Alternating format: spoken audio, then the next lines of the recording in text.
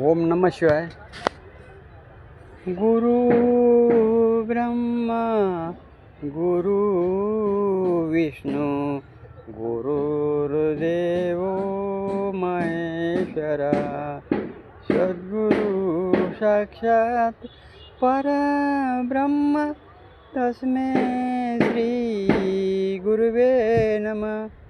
ब्रह्मानन्दं परं सुखदं केवलं ज्ञानमूर्तिं दोद्वातीतं गगनदृश्यं तत्त्वमस्यादिलक्ष्यम् एकं नित्यं विमलमञ्चलं सर्वादिसाक्षीभूतं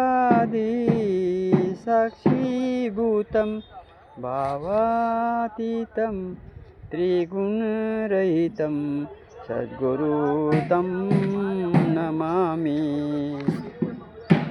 काश्यवस्त्रं करदण्डधारणं कमलं दलं पद्मकर्णं शङ्खं चक्रं गदाभूषितभूषद्यानं श्रीपादराजं शरणं प्रपदे। ध्यानमूलं सद्गुरुमूर्ति पूजामूलं सद्गुरुपदं मंत्रमूलं सद्गुरुवाक्य मोक्षमूलं सद्गुरुकृपा अज्ञानमूलहरणं जन्मकर्मनिवारणं ज्ञानवैराग्यसिद्धार्थ सद्गुरुपदोदकं पिबेतं कृतो जनार्दनो त्रेतायां रघुनन्दन द्वापार रामकृष्ण च कलो श्रीपाद श्रीवल्लभ। वक्रतुंड महाकाय सूर्यकोटि समप्रभा निर्विघ्नं कुरु मे देव सर्वकार्येषु सर्वदा। या कुंदेषु तुषारहारधवला या शुभ्रवस्त्रावृता या विनयवरदण्डमण्डलकीर्तिकरा या श्वेतपद्मासना या ब्रह्म्यादितु शङ्करपदे सदा वन्दिता सामा पातु सरस्वती भगवती निशेषजड्यापहा। सर्वमङ्गलमाङ्गल्ये शिवे सर्वार्थसाधिके शरणे त्र्यम्बके गौरी नारायणे नमस्ते।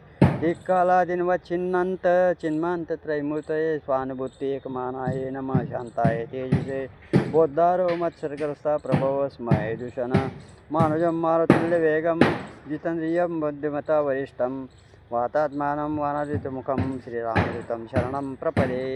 ओम नमः शिवाय ओम नमः शिवाय ओम नमः शिवाय ओम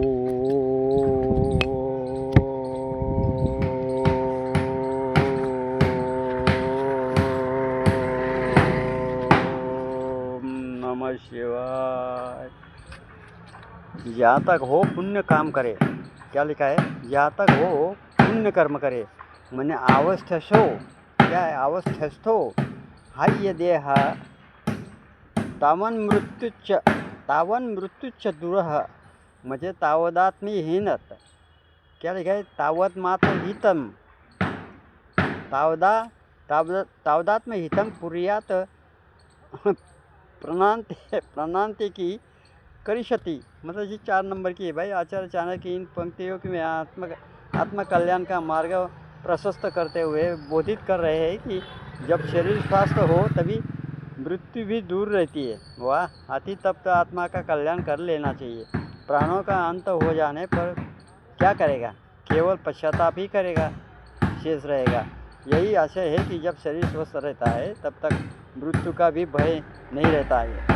अतः इसी समय आत्मा और परमात्मा को पहचान कर आत्मकल्याण कर लेना चाहिए। मृत्यु हो जाने पर कुछ भी नहीं किया जा सकता। आचार्य चाणक्य कहना है कि इस समय गुजरता है रहता है और न जाने कब व्यक्ति को रोग घेर ले और कब मृत्यु का संदेश ले यमराज के दूत द्वार पर आ खड़े हो जाए। इसीलिए मानव को चाहिए कि वह जीवन में अधिक से अधिक पुण्य कर्म कर ले, क्योंकि समय का क्या भरोसा, जो कुछ करना है समय पर ही कर लेना चाहिए। वाह, मस्त है। अब इसमें 3 नंबर का है दर्शन ध्यानास्त, क्या लिखा है, दर्शन दर्शन ध्याना अंश पर परशे सची क्या लिखा है, दर्शन ध्यानास्त ध्यान, हाँ, पर्सन ध्यानास्म पैशर्मस्थति वैशर्मति कूर्मी च पक्षिणी शिशु पालयते नित्यम तथा सज्जन संगति है। आचार्य चाणक्य के सत्संगति की चर्चा करते हुए कहते हैं कि मछली, मादा, कछुआ, चिड़िया अपने बच्चों का पालन क्रमश देखकर, ध्यान देखकर तथा स्पर्श से करती है, उसी प्रकार सत्संगति भी हर स्थिति में मनुष्यों का पालन करती है। आशय ये है कि मछली अपने बच्चों का पालन कर उन्हें बार बार देखकर करती है। मादा कछुआ ध्यान लगाकर बच्चों को देखती रहती है, और मादा पक्षी बच्चों को पंखे से ढल कर उसका पालन करते हैं। सज्जनों का साथ भी मनुष्यों को इसी तरह देख रेख करता है। अब इसमें लिखा है 2 नंबर का, 2 नंबर का क्या लिखा है, संतों की सेवा में फल मिलता है, फल मिलना चाहिए। ये क्या है, माधुष्म्यस्ते, क्या लिखा है, साधुम्यस्ते, हाँ, साधुम्यस्ते निवर्त्यन्ते पुत्र मित्रणे बांधवाः ये च तैः सह, क्या लिखा है, गंतार स्तद्धर्म सुकृतम कुलम।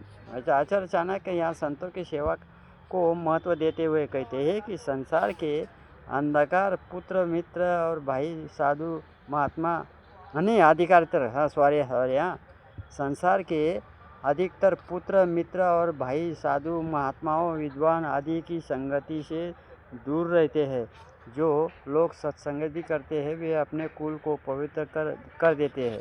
आश्चर्य यह है कि लगभग सभी लोग सत्संग से दूर रहते हैं, किंतु जो व्यक्ति सच्चे ज्ञानी महात्माओं को साथ करते हैं वे अपने कुल को पवित्र करके उसका तारण कर लेते हैं। वे सदाचरण से अपने पूरे परिवार को उज्जवल बना लेते हैं। उनके कार्य पर परिवार को गर्व करना चाहिए, उसे अपना आदर्श मानना चाहिए और उसके प्रेरणा लेनी चाहिए। मनुष्य जानता है कि शरीर नश्वर है, परंतु वह यथार्थ जानते हुए भी सांसारिक कर्मों में लिप्त रहता है, जबकि उसको निर्लिप्त रहकर कार्य करना चाहिए। नमस्ते भैया, ये 2 नंबर का पूरा हो गया। अभी ये 1 नंबर का है, बराबर, ये पूरा कर लेता है। इसमें चतुर्थ अध्याय है, कुछ चीज़ें भाग से मिलती है, ये 1 नंबर का श्लोक है। ये आयु, क्या लिखा है, आयु कर्म तित्यज्य विद्या धनमेव च। अब ये क्या लिखा है, पंचायतानि ही सृज्यन्ते गर्भस्थैव देहन। म्हणजे आचार्य चाणक्य यह भाग के लक्षण घर के मानव जीवन के क्या लिखा है, प्रारंभ में उनके लेखन को प्रतिपादित करते हुए कहते हैं कि आयु कर्म वित्त विद्या क्या निधन ये 5 चीज़ें प्राणी के भाग्य में तभी लिखी दी जाती है तब वह गर्भ में ही होता है। अभिप्राय यह है कि प्राणी जब माँ के गर्भ में ही होता है तभी ये 5 चीज़ें उनके भाग्य में लिखी दी जाती है, आयु का कर्म धन संपत्ति विद्या और मृत्यु। इसके बाद में भी कोई परिवर्तन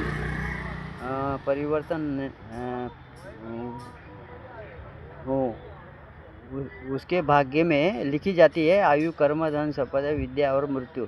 इसके बाद भी कोई परिवर्तन नहीं हो सकता, तो उसकी जितनी उम्र होती है उसके साथ एक पल भी पहले उसके कोई नहीं मार सकता।